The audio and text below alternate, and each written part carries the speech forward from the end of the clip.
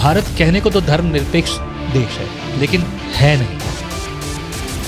असल में ये जो कानून है, क्या ये क्रिश्चियंस के खिलाफ है, क्या मुस्लिम्स के खिलाफ है, कि बौद्ध के खिलाफ है, या फिर ये SC/ST के खिलाफ है? किसके खिलाफ है?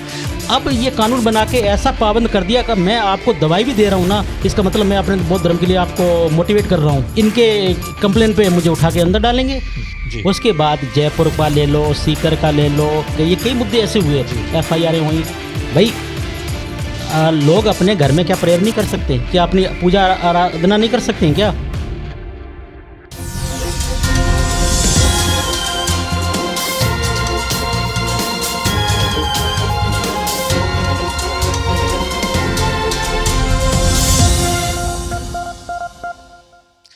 प्रेज़ द लॉर्ड, जय मसीह की। स्वागत है आपका एक और बार विजनरी रेडियो टीवी के इस खास प्रोग्राम जिसका नाम है let's talk today. Let's talk today में बात करते हैं, बहुत खास बात करते हैं, लेकिन ये वो बात है जो आज देश की बात है। आज एक ऐसी बात है जिस पर बात करनी पड़ रही है, जो हमारा मुद्दा नहीं, पर यह ज़रूरी मुद्दा है, क्योंकि ये देश की बात है, आपकी बात है, मेरी बात है, हम सब की बात है। और जो आज होगा, अगर इस पर हमने बात नहीं की तो आने वाले समय में लोगों को शायद बात करने का मौका भी ना मिले। तो इसीलिए आज हमारे स्टूडियो में है डॉक्टर नरेंद्र बोध और हमारे साथ हैं डॉक्टर दशरथ हिनोनिया। आइए बात करते हैं एक ऐसे मुद्दे पर जो बहुत गंभीर और बहुत खास है। Doctor Dashrath and doctor Narendra, मैं आप सबका स्वागत करता हूँ। एक बहुत गहरा और दर्द के साथ ये सब्जेक्ट है जिस पर आज हमें बात करनी पड़ रही है जी। मुद्दा ये है कि हम जब भारतीय हैं, पर आज भारतीय कहलाने के लिए भी हमको कई सारे एविडेंस देने पड़ रहे हैं। हमारे भारत की राजनीति इस तरह से बदल गई है कि ये भारत के पक्ष में नहीं है जी, परंतु ये किसी एक ही पक्ष को संबोधित कर रही है, उसी पक्ष की ओर बढ़ रही है। एक बड़ा मुद्दा है जिस पर हम अक्सर उलझते हैं और वो है धार्मिक मुद्दा। भारत कहने को तो धर्मनिरपेक्ष देश है, लेकिन है नहीं। अब इसी मुद्दे को लेकर आपने एक PIL दर्ज की है जी। ऐसा क्या हुआ कि आपको अपनी रोज़मर्रा की जो ज़िंदगी है वो छोड़कर PIL दर्ज करने पहुंचा? क्योंकि ये आसान बात तो नहीं है। क्या था वो, किस मुद्दे पर थी ये बात? Actually sir, PIL public interest litigation अर्थात जनहित याचिका, कोई भी ऐसा जन सामान्य से जुड़ा हुआ मुद्दा जो एक बड़े वर्ग को प्रभावित करता हो, तो उसके लिए इस प्रकार की PIL है वो दायर की जाती है। तो अभी राजस्थान की जो सरकार है, उन्होंने एक ऐसा कानून पारित किया है, एक ऐसा कानून बनाया है जो सीधे सीधे आपके जो मूल अधिकार हैं उन मूल अधिकारों का वोलेशन करता है। और मूल अधिकारों का वोलेशन राज्य सरकार तो क्या, केंद्र सरकार भी नहीं कर सकती जी। लेकिन इसके द्वारा ये कानून बनाना जो न केवल आपके मूल अधिकारों के खिलाफ है, बल्कि इसके साथ साथ में जो आपके ह्यूमन राइट्स हैं, भले ही संविधान में उनको इनकॉर्पोरेट नहीं किया गया हो, लेकिन संयुक्त राष्ट्र संघ के द्वारा उनको मान्यता है। और भारत ने यानी कि एक तरह से जो है जो संयुक्त राष्ट्र से संबंधित जो ट्रीटीज़ हैं उनको उन्होंने साइन किया है, तो वो हमारे भारत के ऊपर भी लागू होते हैं। तो ये उनके भी खिलाफ है, प्राकृतिक न्याय सिद्धांत के खिलाफ भी है। तो ऐसी स्थिति में यानी कि एक तरह से PIL है वो दायर करना ज़रूरी था, और इसी मुद्दे को लेकर है वो PIL है वो दायर की गई है। तो ये यानी कि एक तरह से जो है बेसिक मुद्दा था इसके पीछे।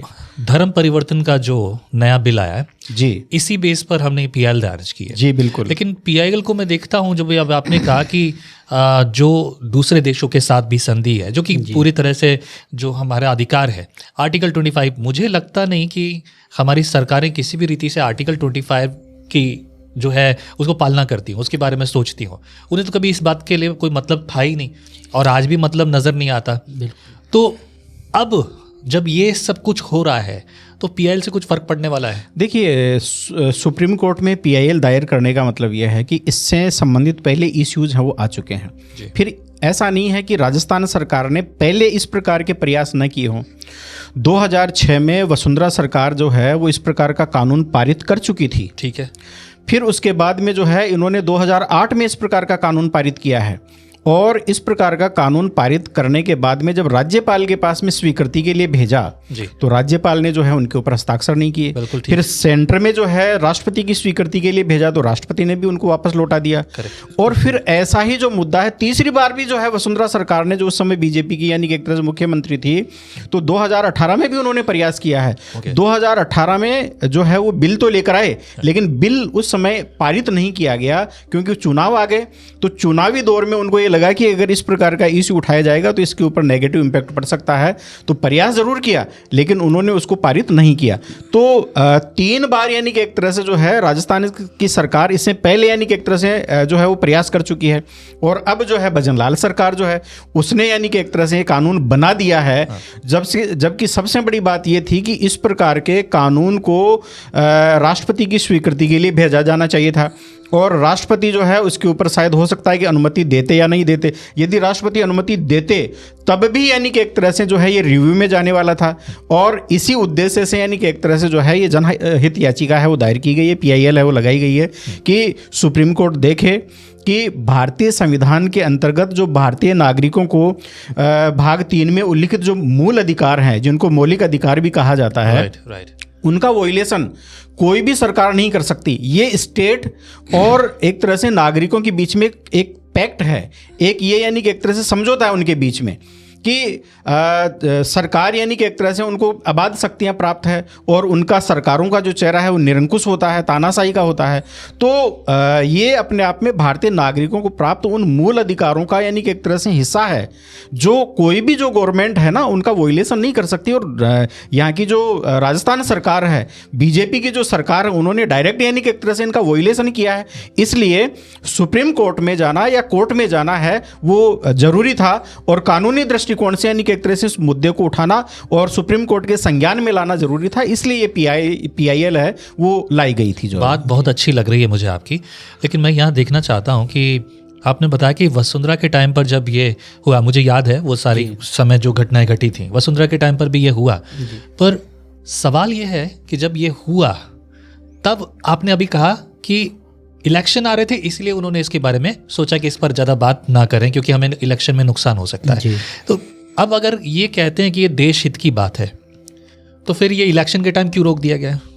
और बार बार ये सब बातें आ रही हैं, अगर कुछ होता तो फिर इसका विरोध क्यों?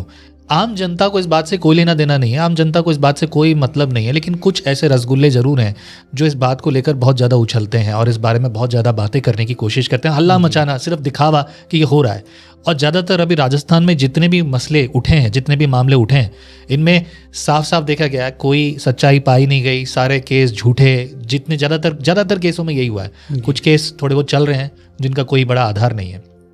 ये बात तो ठीक है, आपने कहा कि उनके सामने रख दिया गया, लेकिन क्या इस बात का कोई फ़र्क पड़ने वाला है अब?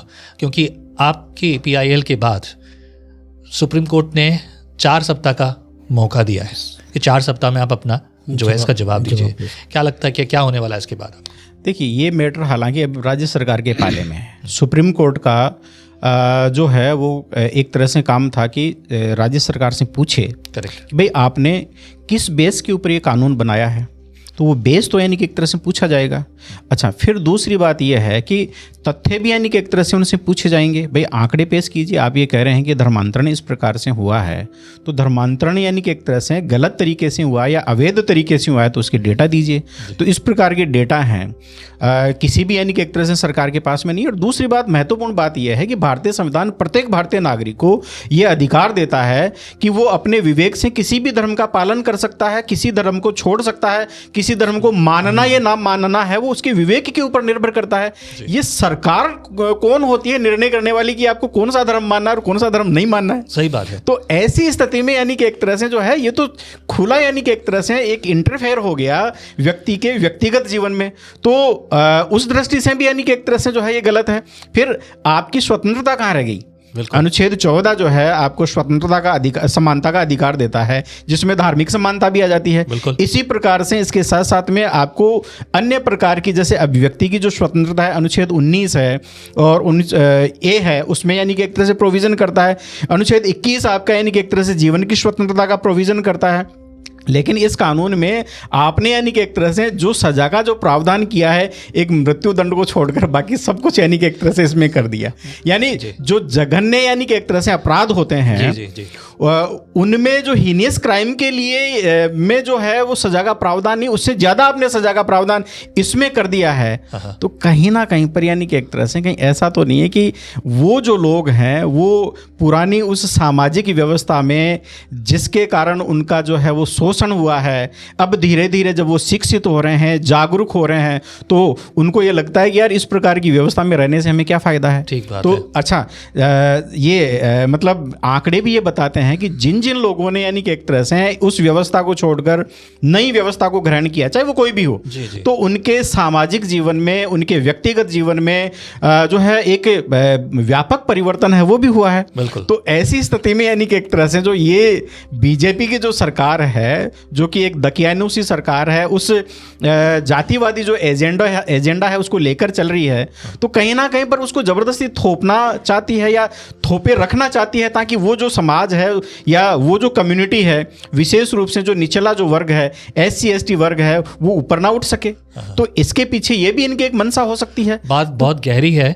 मैं ये पूछूंगा डॉक्टर बौद्ध आपसे या डॉक्टर नरेंद्र, ये बात है कि देखिए हम देखते हैं कि जब जब ये बातें उठी हैं, सिर्फ बीजेपी को इससे प्रॉब्लम है।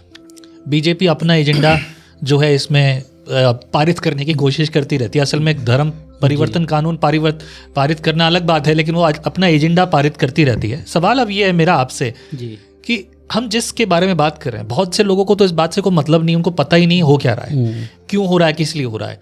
और कुछ लोगों ने बस हर जगह नारे लगाना शुरू कर दिया है, जिसके लिए लोग खुद वही लोग जो उनके ही लोग हैं वही उनका विरोध कर रहे हैं, जो सच्चे ईमानदार जिनकी बुद्धि खुली हुई है। पर अब जो मूत्र नहीं पीते, जो गोबर नहीं खाते, उनकी बुद्धि खुली हुई है, तो वो सीधी अच्छी बात कर रहे हैं। लेकिन सवाल ये है कि मेरा ये आपसे कि असल में ये जो कानून है, क्या ये क्रिश्चियंस के खिलाफ है, क्या मुस्लिम्स के खिलाफ है, क्या बौद्ध के खिलाफ है, या फिर ये SC ST के खिलाफ है, किसके खिलाफ है? आप बौद्ध धर्म के रिप्रेजेंटेटिव हैं, इसलिए that's what I am asking you this question to you. जी देखिए, जो ये बीजेपी सरकार जो कानून लेके आई, इनका पहली बात तो मैं लेके क्यों आई इसी पे बात करता हूँ जी। इनका मेन मुद्दा है कि हम कैसे न कैसे करके पूरा हिंदू राष्ट्र बना दें। ठीक है। क्योंकि हिंदू राष्ट्र बनाने की इनकी एक पहली नीम की ईंट है जो इन्होंने लगाई है।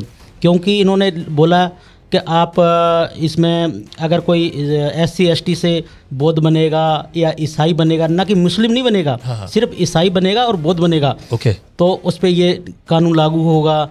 और उसके बाद में अगर ये इस समुदाय के लोग, SC ST के लोग अगर हिंदू बनेंगे तो उसके लिए कोई ये कानून लागू नहीं होगा, धर्म परिवर्तन में नहीं आएगा। अगर मैं बुद्धिस्ट हूँ, अगर मैं हिंदू बनूंगा तो वो धर्म परिवर्तन में कानून नहीं आएगा। अच्छा, हाँ ऐसा है। ओके, तो भाई नियम तो सबके लिए, कानून तो देश का सबके बराबर होता है, बिल्कुल बराबर, उनके लिए क्यों? पर इन्होंने ये एजेंडा तैयार किया है कहीं ना कहीं करके हम इसको हिंदू राष्ट्र की नींव बनाते हैं। क्योंकि अन्य लगभग 11 राज्यों में इन्होंने ये कानून लागू कर रखा है। एक दूसरा राज्य है तमिलनाडु, उसमें इस कानून लागू तो किया था, पर वहाँ पे ये निरस्त हो गया। अच्छा। माननीय न्यायालय ने इसको निरस्त किया है। क्या बात है। और इनका यही एजेंडा है कि हम कैसे न कैसे करके लोग करें। और इनका सबसे मुद्दा यही है, इनको लग रहा है इनका वोट बैंक, सबसे बड़ी बात तो यही है कि इनका वोट बैंक है ना, वो आदिवासी है, SC ST OBC के भी लोग हैं, जो इनके प्रताड़ित जो हो रहे हैं इनसे। अपन देखते हैं स्कूल में ना तो शिक्षा का समानता का अधिकार रहा आजकल तो, और फिर इनको समाज के अंदर मंदिरों में नहीं घुसने दिया जाता है, समाज में घोड़ियों पे नहीं चढ़ने दिया जाता है।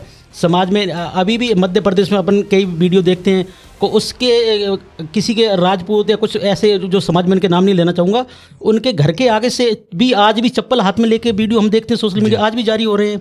अभी घटना घटी थी, अगर आपको याद होगा, कि एक बुजुर्ग हैं जो शायद बैठने की वजह से उन्हें मूत्र पिलाया गया मध्य प्रदेश का। और उसके बाद वहाँ के लोगों ने कहा कि अगर ऐसा है, क्योंकि हमें तो ये हिंदू मानते ही नहीं जी, और ये जिसको हिंदू बोलते हैं और हमें तो हिंदू मानते नहीं, तो हम इसमें रहेंगे ही नहीं। और पत्रकारों ने वीडियोस बनाए, उनसे पूछा तो बोले हम मंदिर जाएंगे क्यों ना तो मंदिर जाएंगे और ना किसी को आने देंगे और ना शादी में किसी को बुलाएंगे, ब्राह्मणों को नहीं बुलाएंगे। अफसोस कि मैं भी ब्राह्मण हूँ, पर मैं सिधाई की बात करता हूँ। मैं भारतीय हूँ सबसे पहले जी, पर भारतीय होने के नाते ये सवाल बनता है, इसलिए मैं आपसे पूछता हूँ कि सीधा नुक्सा ये किसके खिलाफ है?